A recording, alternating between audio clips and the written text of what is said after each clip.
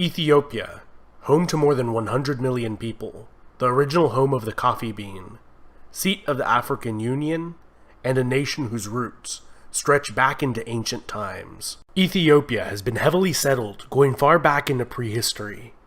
Da'amet is the earliest known kingdom in this region, and was a contemporary of ancient Egypt and Nubia to the north.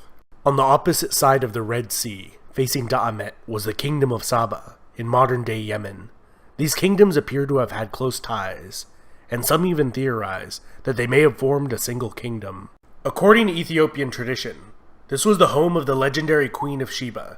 She converted to the faith of Solomon of Israel, and bore his child, who returned to Ethiopia to rule as king, beginning a long line of Ethiopian kings who claim direct descent from King Solomon. The Ethiopian Church today maintains the Ark of the Covenant was brought to this ancient kingdom during this period, and is being kept safely there under guard for more than 2,500 years. For unknown reasons, Da'amet gradually eroded into several city-states and successor kingdoms around 400 BC. One of these, Axum, would evolve into the first well-documented great power to rise in Ethiopia, and was able to unite the northern Ethiopian highlands beginning around the 1st century BC, where they established bases on the Ethiopian plateau, and from there expanded. By the 1st century AD, they became a major player on the commercial route between the Roman Empire and ancient India. A notable Persian religious figure and scholar of the time regarded Axum as one of the 4 great powers of his day, alongside Persia, Rome, and China. To facilitate this booming trade, the Axumite kings minted large amounts of gold currency that became widely used and have been found throughout the Mediterranean to India. Around 325 AD, the king Ezana converted to Christianity, making it the state religion, and was also the first state to ever use the image of the cross on its coins. Ezana campaigned against the kingdom of Kush to the north, as far as the borders of the Roman province of Egypt, and is believed to have been the reason for that 1,000-year-old kingdom's collapse. Included in his many titles were King of Kings, King of Saba, King of Salhen, and King of Himyar, which are all in modern-day Yemen, indicating that he either controlled or annexed these kingdoms, or perhaps they were merely tributaries. The kingdom of Axum would reach its apogee during the reign of King Caleb, who invaded the Arabian Peninsula in 520, with a vast army against the Jewish king Yusuf of Himyar, who had been persecuting the kingdom's Christian population. 5 years after installing a native Christian viceroy, one of his own Axumite generals killed the viceroy and declared himself king of Himyar. This general turned king, Abraha of Himyar, is mentioned in the Quran for his failed invasion of Mecca in the year 570. The rise of the Arab Empire would signal the decline and eventual demise of both of these kingdoms. Axum was completely cut off from any contact with the Christian Roman Empire and the vast revenues generated from Roman trade. The kingdom of Axum had a slow decline and began to contract back into the highlands. The kingdom of Alodia formed on its northern border and converted to Coptic Christianity and spoke a Nubian dialect, in contrast to Axum's Semitic dialect and script, used since the days of Da'amet in the 9th century BC. According to Ethiopian tradition, around the year 1000, a female pagan warlord overthrew the kingdom of Axum, laying waste to the land, burning ancient churches to the ground, and hunting down all members of the royal family of Axum. The last of her dynasty, which ruled over a much diminished kingdom, was overthrown by Maratakla Haymanot in 1137, establishing the Zegwe dynasty, although some scholars believe this dynasty was established earlier. The most famous ruler of Zegwe dynasty was Gebre Lalibela, who constructed 11 churches, carved straight from a single piece of stone, and attempted to construct a new Jerusalem as his new capital, in response to the capture of the Old Jerusalem by the Muslims in 1187.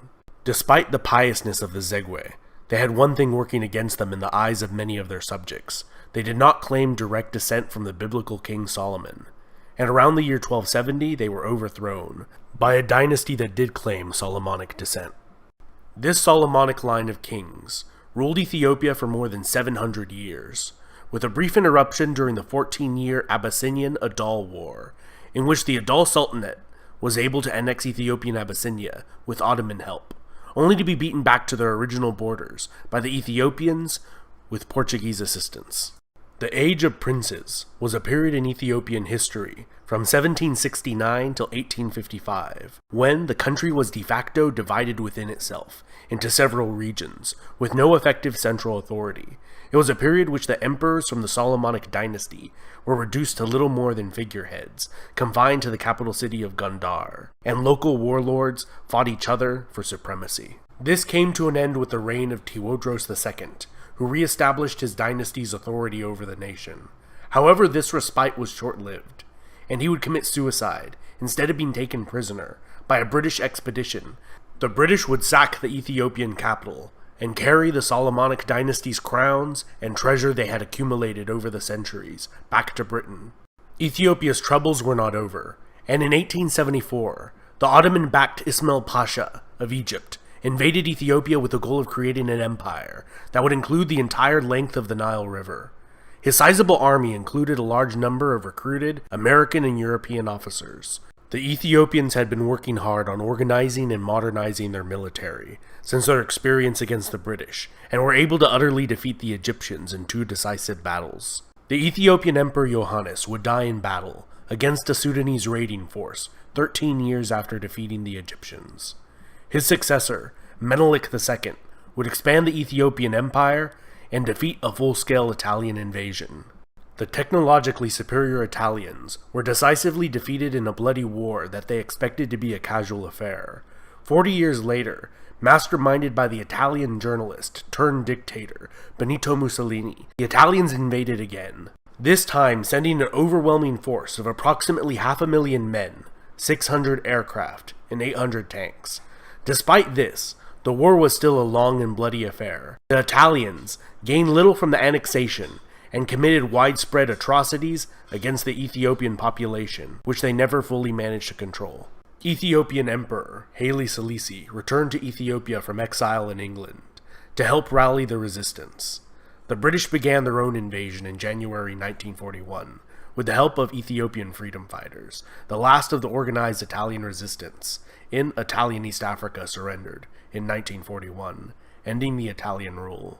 The Solomonic monarchy was fully restored after the war. In the decades that followed, Haile Selassie would begin to slowly implement democratic reforms in the nation. However, many blamed his grasp on power for the slow pace of modernization.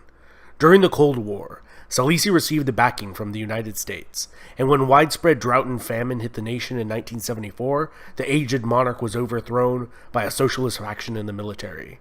They viewed Selassie as an agent of the corrupt capitalist West, and united with Eritrea, forming a larger chaotic state that was plagued by infighting and disastrously planned and implemented socialist policies. Eventually, Mengistu Haile Mariam brought an end to the more than decade-long power struggle and attempted the creation of a state following the Soviet model, famines and genocide included. In 1991, as rebels closed in on the capital of Addis Ababa, he fled and was granted asylum in Zimbabwe as an official guest of Zimbabwean President Robert Mugabe, where he still resides today at the age of 80, despite calls for his extradition.